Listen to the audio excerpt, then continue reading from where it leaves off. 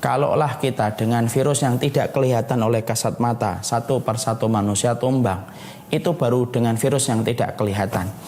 Apalagi apa yang kita bisa sombongkan di hadapan Allah ketika selama ini kita menantang Allah, mengecek-ngecek, mengolok-ngolok syariatnya Allah. Semoga ini bisa menjadikan kita merenung, karena setiap kejadian tidak pernah luput dari renungan bagi orang yang beriman.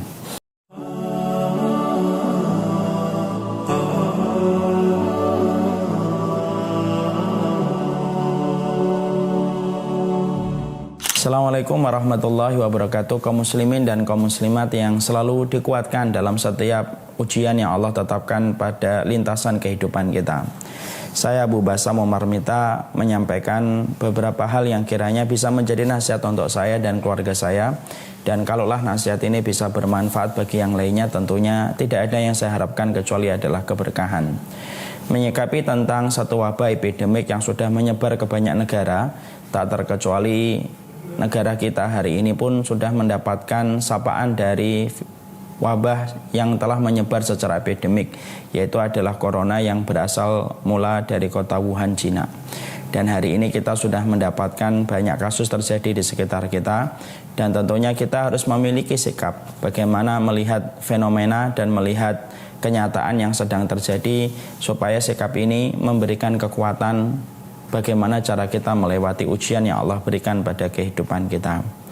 Yang pertama, ketika menyikapi virus corona, yang pertama adalah selalu mengimani bahwasanya tidak ada yang terjadi pada kehidupan kita, baik perkara kecil maupun perkara yang besar, kecuali segala sesuatu terjadi atas kehendaknya Allah Subhanahu wa taala, dan telah ditetapkan oleh Allah 50.000 tahun sebelum Allah menciptakan langit dan bumi.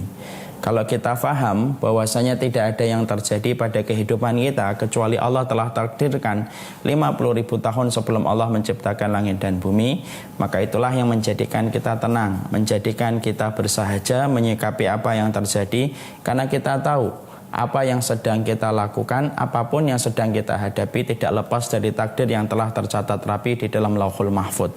Orang yang beriman itu ketika menyandarkan satu perkara kepada catatan takdir di Lauhul Mahfud, maka kalau takut tidak berlebihan, kalau senang tidak berlebihan, kalaupun sedih juga tidak berlebihan, karena kita tahu semua itu telah tercatat rapi di dalam Lauhul Mahfud yang ditetapkan oleh Allah 50.000 tahun sebelum Allah menciptakan langit dan bumi. Yang kedua, kita harus memahami bahwasanya memang corona ini penyebabnya adalah virus. Tapi kita juga harus paham bahwasanya virus ini miliknya Allah. Dan sesungguhnya Allah yang mampu menghidupkan dan Allah yang mampu mematikan. Jangan sampai ketakutan kita kepada virus lebih besar daripada ketakutan kita kepada Allah. Allah yang mampu menjadikan virus itu mati, sebagaimana Allah mampu menjadikan virus itu untuk hidup. Maka ketika kita paham bahwasanya virus ini juga sama-sama makhluknya Allah, maka keimanan kita kepada Allah, Zat yang Maha Penjaga, maka itu harus dipertebal supaya kehidupan kita tenang. Ketika kita tahu kepada siapa kita bersandar, kepada Allah dengan sifatnya yang sempurna, dan salah satu sifat Allah yang sempurna itu Allah adalah penjaga. Dan itu merupakan pelajaran yang kedua, bahwasanya bagaimanapun ganasnya virus ini, maka virus ini tetap menjadi miliknya Allah dan tetap dia itu makhluknya Allah. Yang ketiga yang kita harus pahami tentang masalah fenomena wabah epidemik virus corona, yang ketiga adalah kita paham setiap manusia itu ketika dia berjalan maka diikuti 99 sebab kematian, kata Rasulullah. Kalaupun manusia selamat pada sebab yang pertama, belum tentu dia selamat pada sebab yang kedua, terus berlanjut semacam itu. Maka kalaupun kita selamat pada satu sebab, maka belum tentu kita selamat pada sebab-sebab berikutnya. Saya ingat sebuah kisah nyata di Palu, ada satu keluarga 4 orang, mereka selamat dari tsunami, kemudian mereka ingin menenangkan diri ke Poso, perjalanan darat, supaya mereka mampu menenangkan dirinya dari gempa-gempa susulan. Tapi apalah daya, perjalanan darat ditempuh menuju ke Poso, ternyata keluarga ini mengalami kecelakaan hebat. 4 orang ini meninggal dunia. Di situ kita mendapati selamat dari tsunami tapi tidak selamat dari kecelakaan. Maka disinilah kita paham corona ini merupakan salah satu sebab di antara sebab-sebab yang lainnya. Adanya corona tidak mendekatkan ajal, tidak ada corona pun tidak menjauhkan ajal. Maka ini adalah salah satu sebab di antara sebab-sebab yang lainnya. Dan kematian kita telah ditakdirkan secara pasti dan tetap oleh Allah per detiknya itu pun tidak akan luput, tidak akan maju 1 detik dan tidak akan mundur 1 detik. Maka ketika kita mendapati hal yang semacam ini terjadi, maka sesungguhnya kita akan tenang karena kematian kita telah ditakdirkan oleh Allah dengan catatan yang sangat indah.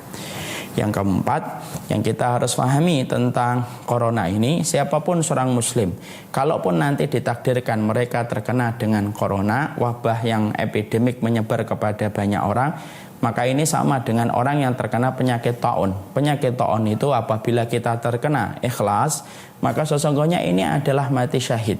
Kematiannya mati syahid, karena mati syahid itu ada 3. Ada mati syahid di dunia, mati syahid di akhirat. Orang yang berperang karena Allah dan terbunuh di jalan Allah, mereka syahid di dunia, syahid di akhirat. Di dunianya tidak dimandikan, tidak dikafani, lalu kemudian mereka langsung dikuburkan. Di akhiratnya mendapatkan surga. Ada yang kedua, syahid di dunia, tidak syahid di akhirat. Meninggal di peperangan tapi niatnya bukan untuk meninggikan kalimat Allah. Dia ketika di dunia tidak dikafani, tidak dimandikan, tetapi di akhiratnya mendapatkan neraka atas niat yang salah. Ada yang ketiga, tidak syahid di dunia tapi syahid di akhirat. Siapa ini? Orang yang meninggal ketika terbakar, kecelakaan, orang yang meninggal ketika terbakar, tertimpa bangunan, sakit perut, melahirkan, terkena dengan wabah penyakit, maka ini adalah mati syahid. Di dunianya tidak syahid karena dia tetap dikafani, tetap dimandikan, tapi di akhiratnya maka mereka kedudukannya sebagaimana yang mati syahid. Makanya kalaupun ada di antara orang yang kita cintai terkena dengan wabah ini, salah satu kabar yang bisa melapangkan hati kita adalah bagaimanapun seorang muslim yang terkena wabah, maka kematiannya adalah mati dalam kondisi syahid yang akan mendapatkan kebaikan di sisi Allah Subhanahu wa taala.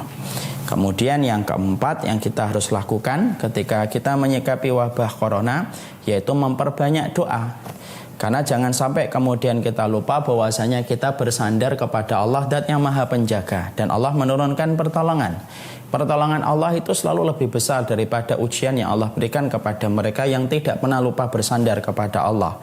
Dan sandaran kita kepada Allah salah satunya dengan doa. Rutinkan doa. Allahumma inni a'udzubika minal judami wal barosi wal jununi wasai'il asqami. Nanti dapatkan di sini, atau bismillah la yadurruhu ma'ismihi syai'un fil ardi wala fis sama.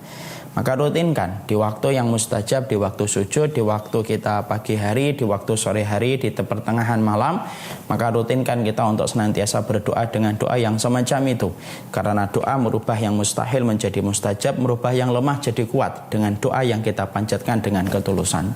Jangan sampai kepanikan kita memborong masker mengalahkan kepanikan kita untuk terus berdoa kepada Allah. Padahal inilah yang paling penting.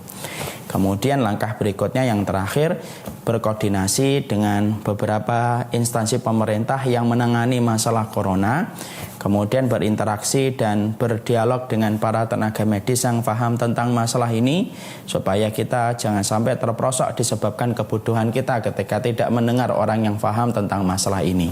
Cuci tangan tetap, berwudu tetap, membersihkan tetap, daerah-daerah yang terkena kontaminasi maka kita hindari. Kalau kemudian kita disunahkan untuk tidak banyak berkumpul atau kemudian dianjurkan tidak banyak berkumpul, maka kita boleh untuk mengikuti itu, karena salah satu metode pencegahan dari merebaknya satu virus yaitu adalah kita tidak masuk kepada tempat-tempat yang menyebabkan kita terkontaminasi, sembari kita berdoa dan berikhtiar sesuai dengan kemampuan kita. Semoga Allah melindungi keluarga-keluarga yang kita cintai, anak-anak kita, istri-istri kita. Semoga Allah mencintai umat ini, semoga Allah mencintai bangsa ini, dan semoga ujian ini memberikan kepada kita satu message. Message yang Allah kirimkan kepada kita adalah, kalaulah kita dengan virus yang tidak kelihatan oleh kasat mata, satu persatu manusia tumbang, itu baru dengan virus yang tidak kelihatan. Apalagi apa yang kita bisa sombongkan di hadapan Allah ketika selama ini kita menantang Allah, mengejek-ngejek, mengolok-ngolok syariatnya Allah. Semoga ini bisa menjadikan kita merenung, karena setiap kejadian tidak pernah luput dari renungan bagi orang yang beriman. Assalamualaikum warahmatullahi wabarakatuh.